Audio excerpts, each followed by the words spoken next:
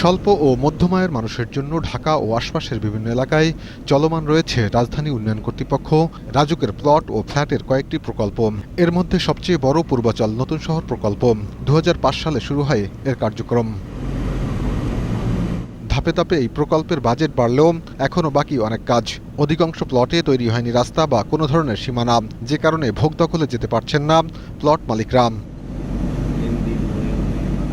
এছাড়া ২১ টেলিভিশনের ক্যামেরায় ধরা পড়েছে বিভিন্ন অনিয়ম। পূর্বাচলের ১০ নম্বর সেক্টরে কয়েকটি ড্রেনেজ নির্মাণের সময় দেখা যায় কাদা মাটি আর নিম্নমানের বালু দিয়ে তৈরি করা হচ্ছে ড্রেনের ওয়াল।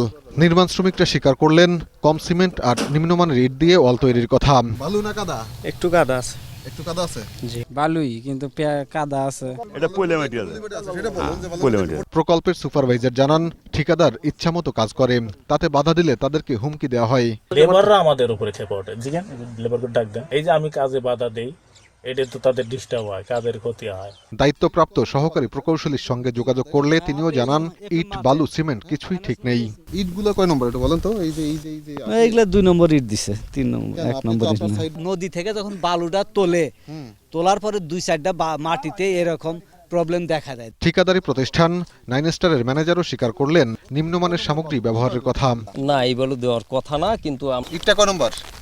এটা ২ নাম্বার। ২ নম্বর? জি। ২ নম্বর দেওয়ার কথা ছিল। অল্প কিছু মাল, এই কাজ করতে গেলে তো ২-১টা যদি খারাপ আসে, এগুলা তো আর রেখা দেওয়া যায় না। এরপর ২১-এর টিম চলে আসার সময় গাড়িতে ওঠেন 9 স্টারের ম্যানেজার আব্দুল লতিফ। অনুরোধ করেন নিউজ না করার জন্য। এজন্য টাকার প্রলোভনও দেখানো হয়। ওটা ওদিকে রাখেন। এটা কি? এটা মানে ইফতার করার জন্য। কেন টাকা দিচ্ছেন কেন? আমি দিতেছি, আমার মনটা চাইছে। কেন? মানে কারণ কি সেটা বলবেন তো? কারণ না। তাহলে এই বাইরে নামাই দাও। দুর্নীতি ও অনিয়মের বিষয়ে জানতে পূর্বাচল প্রকল্পের পরিচালক আব্দুল আউয়ালের কাছে গেলে তিনি ক্যামেরার সামনে কথা বলতে রাজি হননি। তবে তিনি স্বীকার করেন কাজে বিভিন্ন অসঙ্গতির কথা। কোথাও ত্রুটি বিচ্যুতি এই দেশে কিছু হয়ে থাকে। আমাদের ১ নম্বর ইটের ফাঁক ৫-১০% ২ নম্বর আইসা পড়ে। একেবারে পাথরের মধ্যেও কিছু মরা পাথর থাকে। আপনার লোকই আপনার ৩ নম্বর মানে ২ নম্বর কইছে ৩। জি ভাইজান। আর কাজের মানের সাফাই গিয়েছেন রাজুক চেয়ারম্যান। না, এরকম আমরা শুনি না, কারণ আমাদের কাজের তো অবশ্যই একটা মান নিয়ন্ত্রণ করা হয় আর কি।